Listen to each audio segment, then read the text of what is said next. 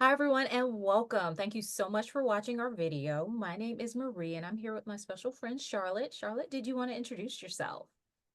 Sure. My name is Charlotte, and I have my own business. I do business formation and payroll services for small woman owned businesses. But I'm here today because over 10 years ago, my daughter ran, started and ran the top personal finance website for teenagers in the country. She's no longer doing that anymore because she's not a teenager, but just here to talk about some tips to help your teens become savvy with their money, and just want to have a discussion with Marie today, and she's going to share some tips, as am I, that can help you help your teen.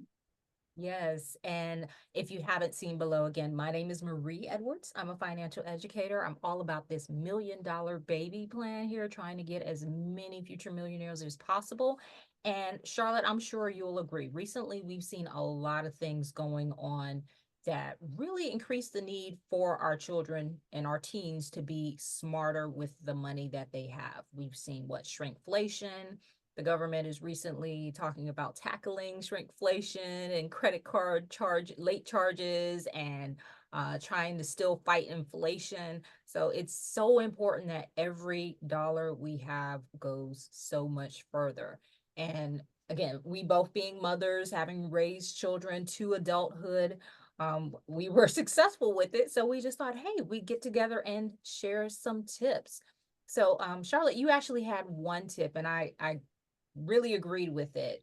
So many people think educating your kids about money is something that should be done in a more formal setting. But what did you bring up when we chatted last time? Well, Marie, I think that it's really simple and straightforward. I'm not going to say that it's easy, but it is simple and straightforward. And many in education and parents try to make it harder than what it is. And if you can just use daily life to help your children understand more about the way money works, that can be really, really helpful because it's hands-on, it's valuable experience. And we've all heard this simple tips like allow your child to order their own food at a restaurant. That's just a simple life skill. And that's the type of thing that I'm talking about. One of the things that I did with my son, who's 30 now, and my daughter, who's 27, is when they turned about 13, they were put in charge of one meal a week for our family. So that meant that that teen had the opportunity to plan what they wanted to cook. So they're learning simple cooking skills. They had to make a grocery list, another life skill. They had to they had a budget. We would tell them how much they could spend on that meal, and they would come with me to the grocery store, purchase their ingredients, get home and fix a simple meal. And when I say simple meal, Marie, we had I think it was a Pillsbury recipe book. So it started with something like crescent rolls. Now, I'm not talking about cardiovascular health here, right? Yeah, I'm no. talking about, we're talking about a simple meal, some prepared items, and then they could put their own items together. It was usually a 30-minute meal they could pull together. It was inexpensive. The recipes had pictures and simple steps to them, and they enjoyed doing it. And so, without even realizing it, right? They're learning about budgeting, they're Mm-hmm. learning how to grocery shop, they're learning how to put together a meal. And it's it's just such a practical skill to have. And as I'm sitting here in my son's new home that he and his wife just purchased, um, Congratulations to yes, them. it's so exciting. They were setting up the kitchen yesterday, and my daughter-in-law said, we need to set the kitchen up the way he wants it because he does almost all of the cooking here. Oh my goodness. Okay, so many things in what you just said. Like, first of all, Right? I love that idea. I kind of wish I could do a quick rewind and do that with my daughter. I think the most that I did was I would give her certain items to look for, and I would tell her to come back with the prices of the item. Like if it was which is a something that didn't great really idea. matter, yeah, if it was Hmm. something that I Hmm. wasn't like very key on, it has to be this specific type of item. Like let's say flour. I'm kind of flexible with my flour when I'm baking. Like I want self-rising flour, so go see what the lowest price self-rising flour is. That was some of the things when she was kind of in her preteens that I had her do. But when you talk about having them make the meal and it being simple meals and 30-minute meals, I love that. I used to love 30-minute meals. And just having a conversation with a client last night in his 20s, so in that same age range as your daughter and my daughter, he was talking about how yeah, they don't have those classes anymore. So that's another gap that we as parents have to fill. I remember taking home ec in middle school and learning some recipes and things that maybe my parents weren't necessarily teaching me. Mind you, I've been cooking since I was 8 because it was like, hey, Right. wake up one morning, you're making breakfast, okay? Yeah. but but yeah, like that's another part of just filling in the gaps that we're seeing in education now, where they're not being taught maybe about all of the financial tools that they need to adult in this world. Um, so yeah, that was one thing that popped out at me. And then the second thing just kind of went away. But great tip. Great tip. Now, I remember the second tip that we had here was using their interest in things to kind of springboard into financial topics. Now, I remember seeing a report or a news, you watch these news shows and they have special segments, and there was a segment about this young boy who was really into shoes, and so his parents just started going ahead and getting him stock in some of the companies at a very young age. And I love that, using their interest to kind of help them see the money behind it. Like, yes, Mhm. you may like shoes, yes, you may like music, but how does that happen? Like, where does the money come from in that industry, in that thing that you like? How are the people that are making this thing that you love being compensated? But what did you have to say about that, Charlotte? Just as a really baseline for teaching kids and teens about money is showing them how to budget their money. And many of us were not taught how to budget our money by our own parents. And so it's really starts before they're a teen, but I will also say it's never too late. Mhm. So if you didn't start this when your child was 5 or 8 or whatever, it is never too late. But at 5 years old in our family, a child began to get a regular allowance, and this is how small the allowance was. Um, we got paid every other week, and the child got $5 every other week. $1 bills. They were given $1 bills. And they had 3 envelopes in which they had to put their money into. So this is the very beginning of budgeting. Now, at 5, they were required to put at least $1 into each of their envelopes. And they only had the 3. They had a spending envelope, they had a savings envelope, and they had a giving envelope. So Beautiful. $3 are gone right there, right? One into saving, one into giving, one into spending. But then the other $2 at 5 years old, they could choose where to put those $2. And so if we went to Walmart or Target, they would bring their spending money envelope with them. And that money would build up pretty quickly. So if there was a toy or something that they wanted, they could get it. And one of the concerns that I see with parents is that teens want what they want, right? Mhm. Maybe it's some brand name of makeup that's ridiculously expensive. And you're like, no one should ever spend $45 on lip gloss. Like, this is offensive to me as a Yeah. person, right? Like, no, don't do it. Or it's video games and they're very expensive, but these are the things that are really exciting to your teen. They want that new pair of shoes, or they want the next video game, or they want a cute outfit from the mall. Well, instead of fighting that, instead of treating them like they're doing something wrong to want some of those things, why not support that?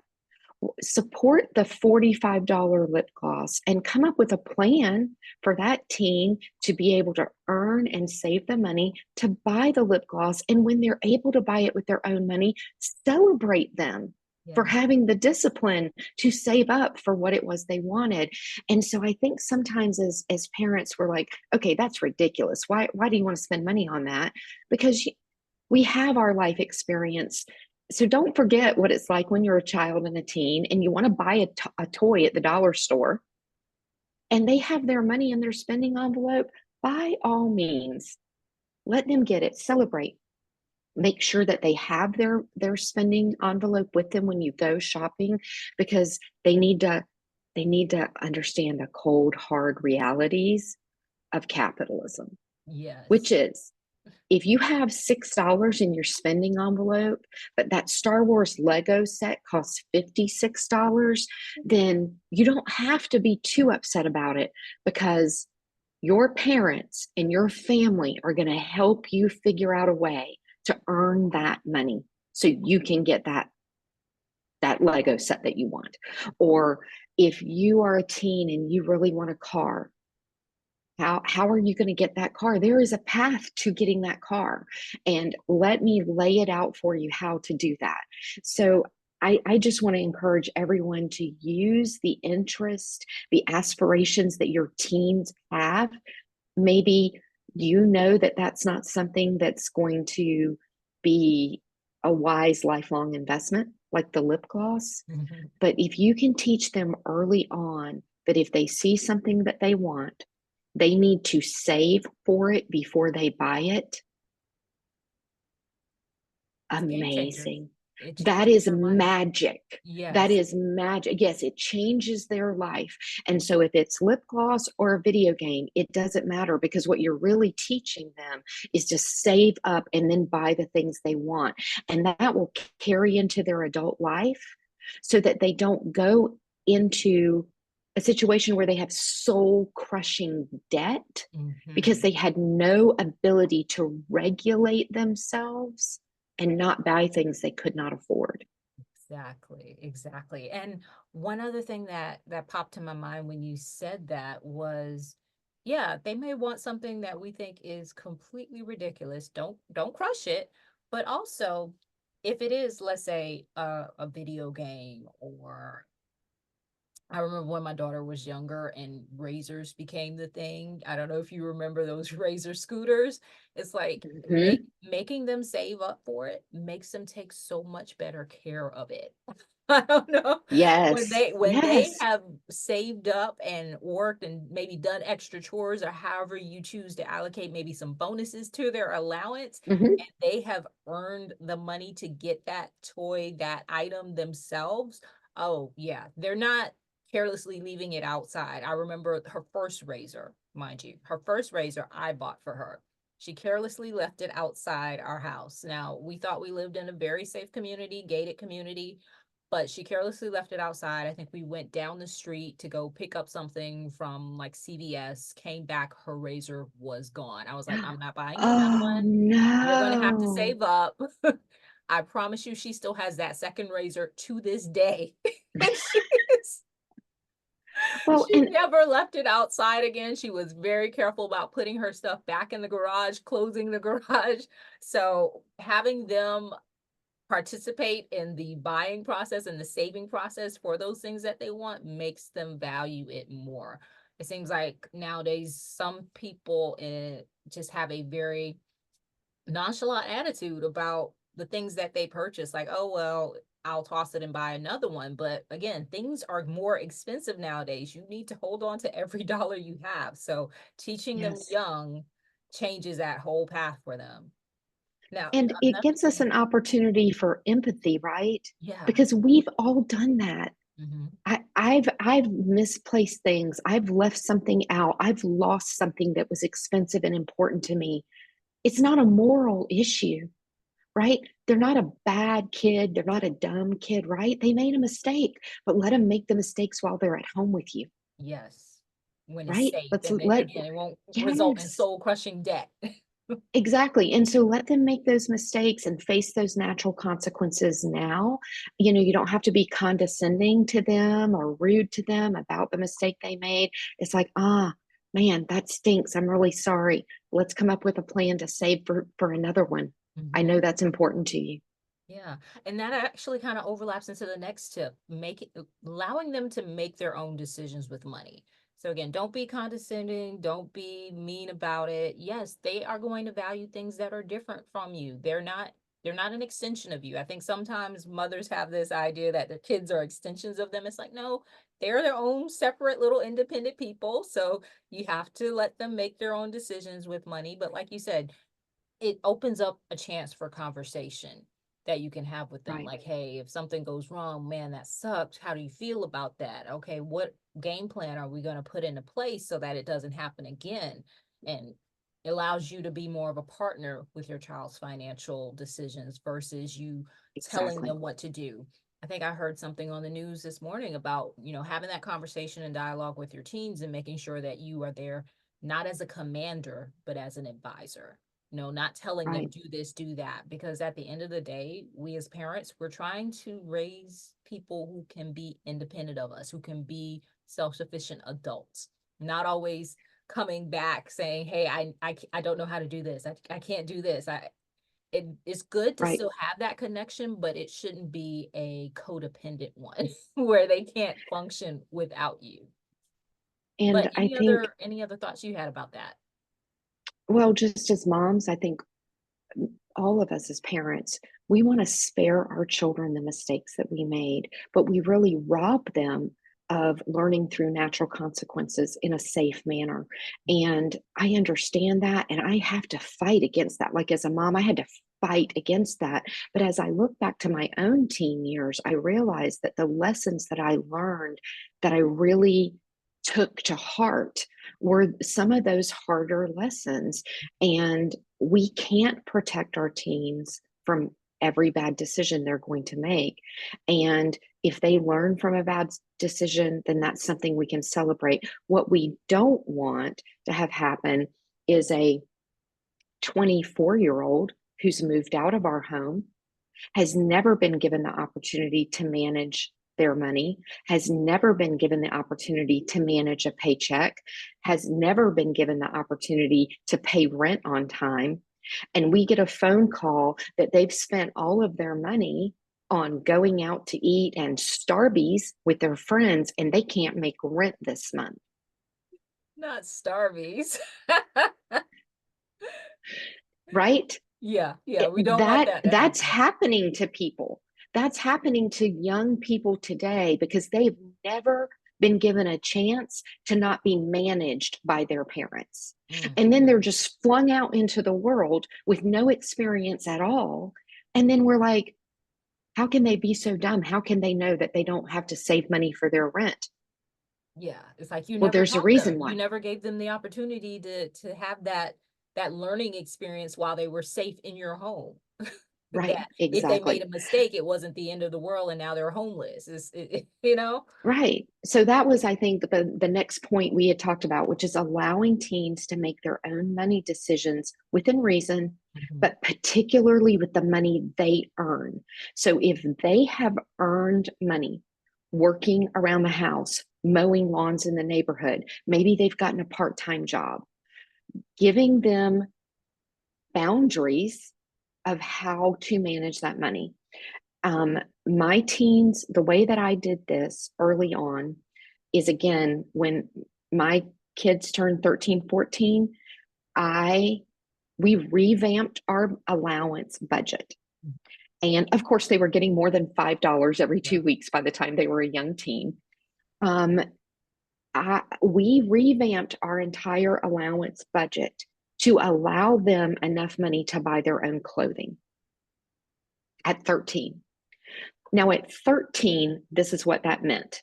That meant that I made a comprehensive list of everything that child needed for a year, right? Underwear, socks, shirts, pants, a dress, a suit for church, whatever it might be, right? Mhm. I made a comprehensive list.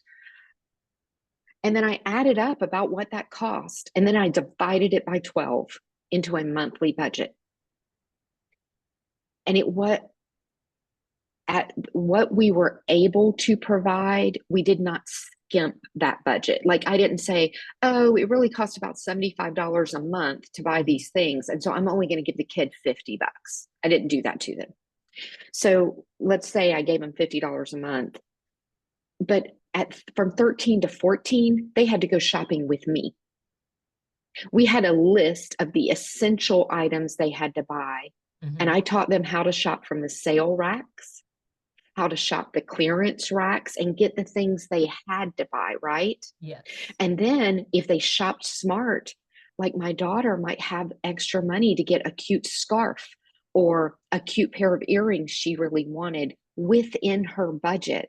But she was not allowed to buy those things unless she had her essentials, right? She had her jeans, she had her underwear, right? Yeah. And so we did that for the whole first year, very supervised. And then the next year, a little less supervision, right? They still can't drive. So I'm still the one taking them to the store. Yeah. But I step back a little bit. I watch them do their clearance sale shopping. I watch that happening. I still have a little oversight there.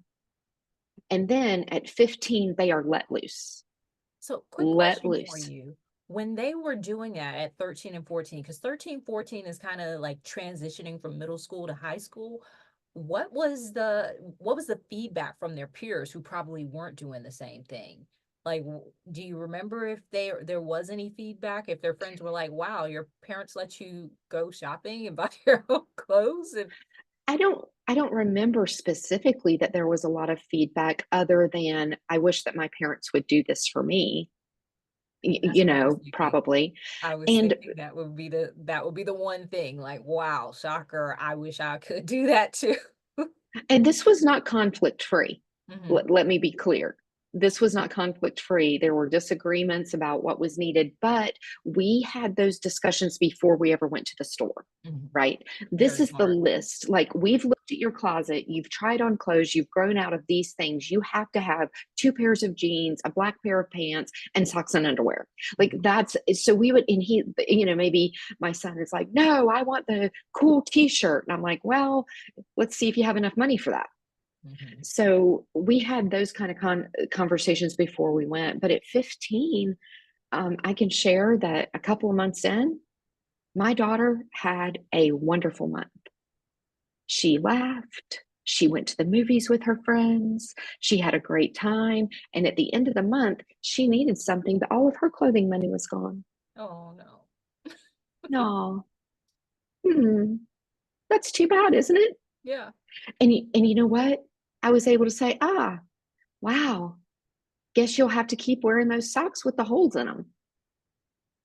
It was a safe, it was a safe thing. It wasn't a Mhm. big deal. It didn't really matter, right? Yeah. It didn't matter that she didn't, she needed a new dress or whatever. Could have used one, had to use an old one. It didn't kill her. It Yeah. wasn't life altering. Well, She not never did life that again. life altering in a bad way. It was life altering probably in a good way. Taught her not to do that again. She never did that again. That happened one time. Mhm. And I didn't make a big deal out of it. I was like, oh, well, that stinks. Sorry. And she never did that again. She was 15 years old. Um, I think it's such an amazing thing um, to do that. I also think you should provide opportunities for your young teen to make money. And when they're 13 and 14, that really rests on you, right? Yeah. Yeah. Because there's You not should very give many them places that opportunities. would hire them. I think Correct. maybe 14 is probably the youngest any place will go. And Hmm. even still, the hour restrictions are so high that most people just shy away from it because they don't want the Right. hassle of trying to keep track of all of that. I remember But if my you have a daughter. family member that Mhm. needs a lawn mowed, you're probably the one driving the kid over there to mow the lawn, right? It's not convenient always to teach these lessons. So I think that's a responsibility that we have to have. And you can start early by having kids do chores. Now, for us, we never tied chores to being paid, Mhm. right? You're a member of our family.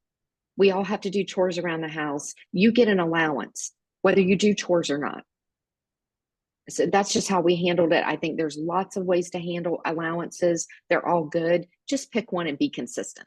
Exactly. That's the main So, thing. I always hear people having that debate. It's like, what works for your house? That's what you need to decide. yes, That's what you need to absolutely. decide and then stick with it.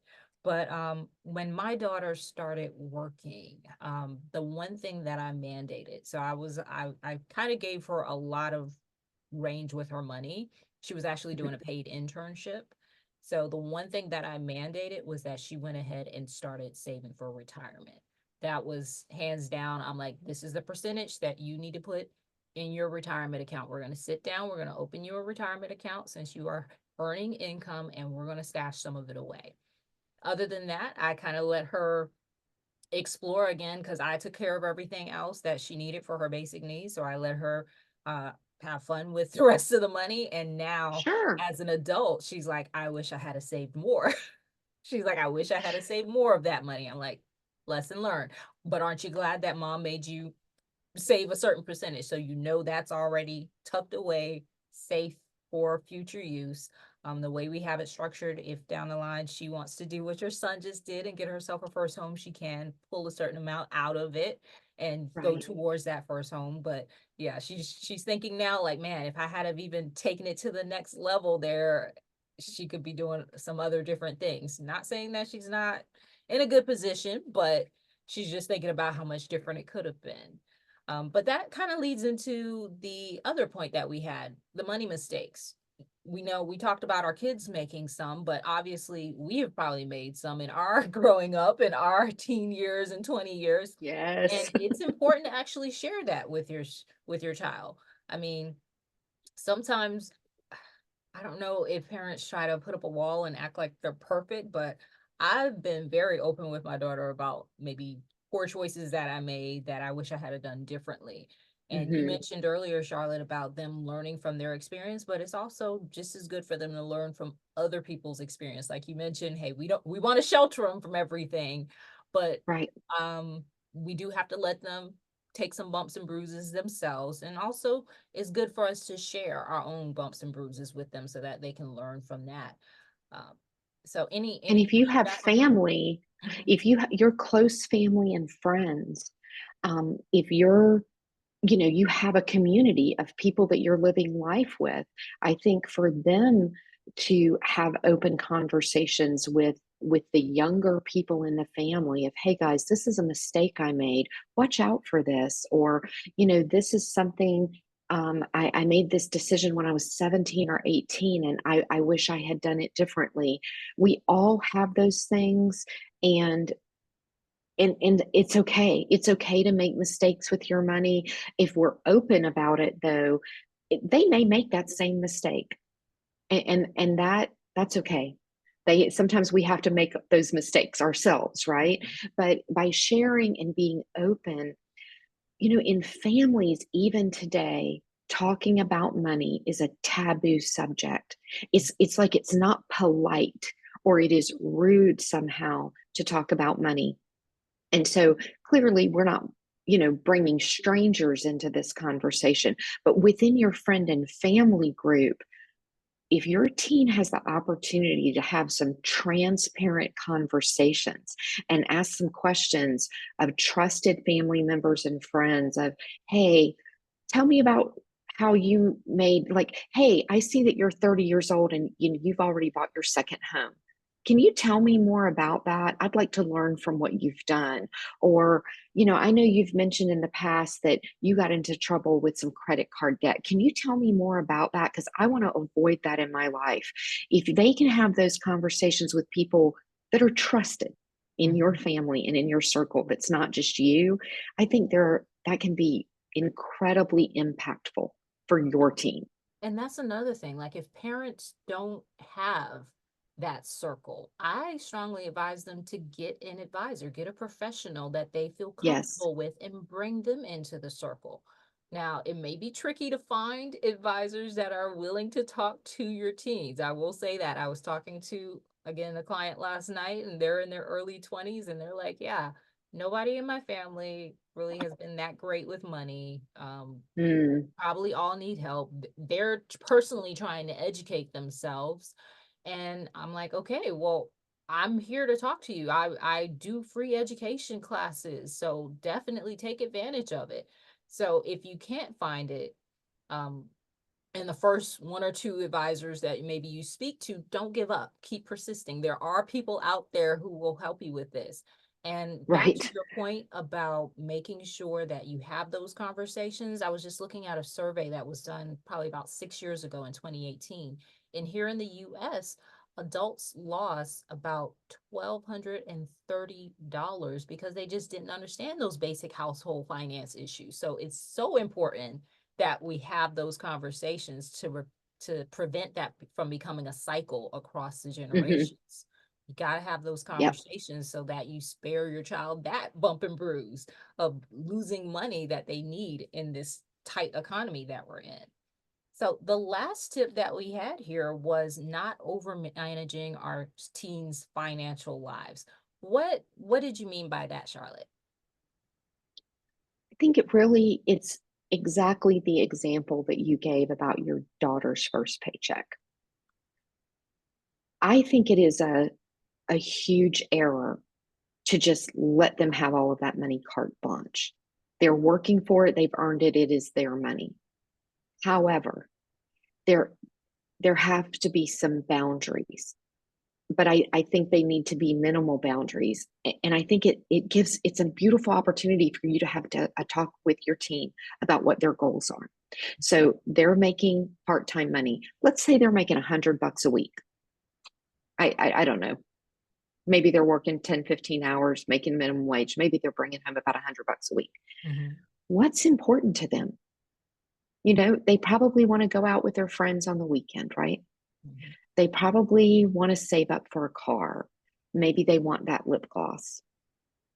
And so for you to say, okay, I am going to say that you have to save a certain percentage of your bring home pay. And then you decide how much percentage of your bring home pay do you want to put towards that car you're saving for.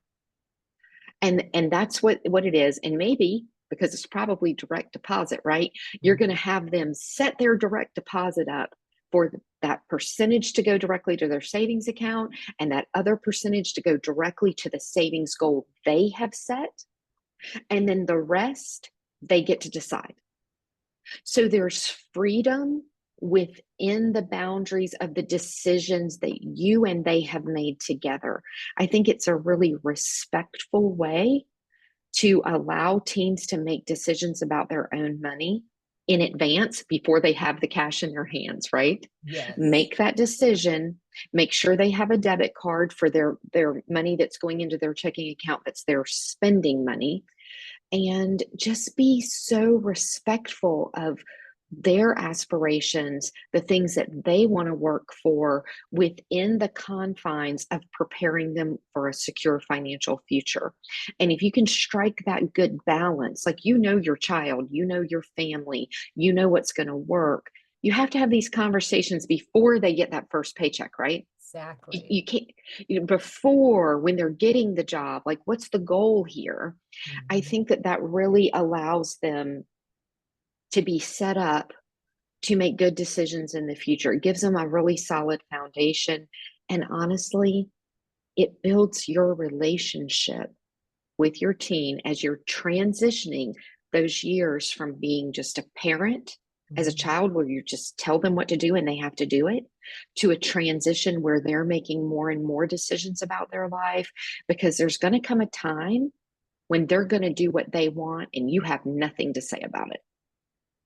And so this is a way to transition appropriately as your teen is really a young adult is what they are. Mhm.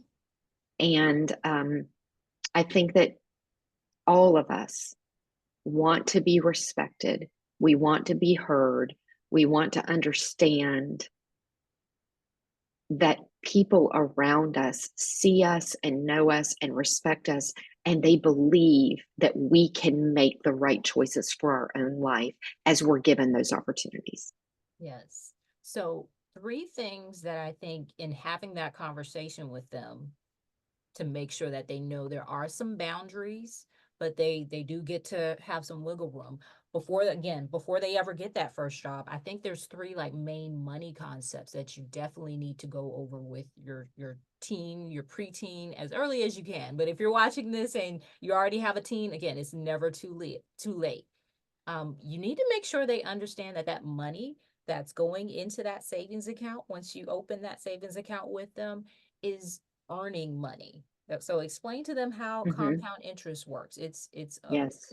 big important thing because when they're young and again they don't have any debt, that compound interest is working for them. And so as a follow-up to that, you also want to teach them the rule of 72. Charlotte, have you heard? I'm sure you've heard of that before, right? The rule of I've heard 72. of it, but you have to explain it to everyone. Okay. So the rule of 72 is just a quick mental math shortcut to tell them how long that money that they're putting into that savings account is going to take to double.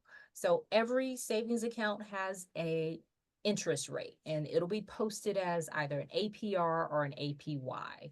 I'm not going to go into the boring difference between the APR and the APY right now, but you take that number, whatever that interest rate is, and use it to divide 72. So let's say you have a savings account and it's paying you 1% interest. 72 divided by 1 means it's going to take 72 years for that money to double. Just providing your teen, who obviously they're a teen, they know how to divide, just providing them with that information. After a while, they'll start to figure, hey, you know what? I want my money to double quicker than maybe most of my entire life. Let me do a little bit of shopping around and see if I can find a higher interest rate. So those two things, learning that compound interest is a thing. Your money is going to earn money, and then the money that it just earned is going to also earn money, and making sure that you're getting the best rate of return using that rule of 72. And then the last thing, and I mentioned this when I talked about my daughter, is making them understand that the longer that they can leave that money alone, the more time it has to grow. And that's kind of the Mhm. concept behind the $1 million baby. Like if you start doing this for your child when they are first born, if you just set aside some money, now they get to take advantage of the time that they have because they're a baby and they're not getting that allowance yet and they're not touching anything and they're Right. not out there trying to shop. They're getting the value of the compound interest, and hopefully you shopped around and found the highest interest rate, because right now as we're talking, interest rates are still pretty high when it comes to what you may be paying for like your mortgage or your auto loan, but it's also a little bit higher as to what you're earning in your savings account. So combining those things for your newborn helps them one day become a millionaire, but teaching your teen about it helps them have a greater chance of having that financial freedom also. So yeah, this has been our practical steps to raising money smart teens. Thank you so much, Charlotte, for sharing your background and your experience with your daughter's personal finance courses that she taught back in the day. I am still really psyched if she would ever come back and do it again. And I know you said she's not a teen anymore, but it's desperately needed. And for anyone who is watching who may want to attend a free class, those details will be below the video. But thank you all so much for watching, and you have a great day.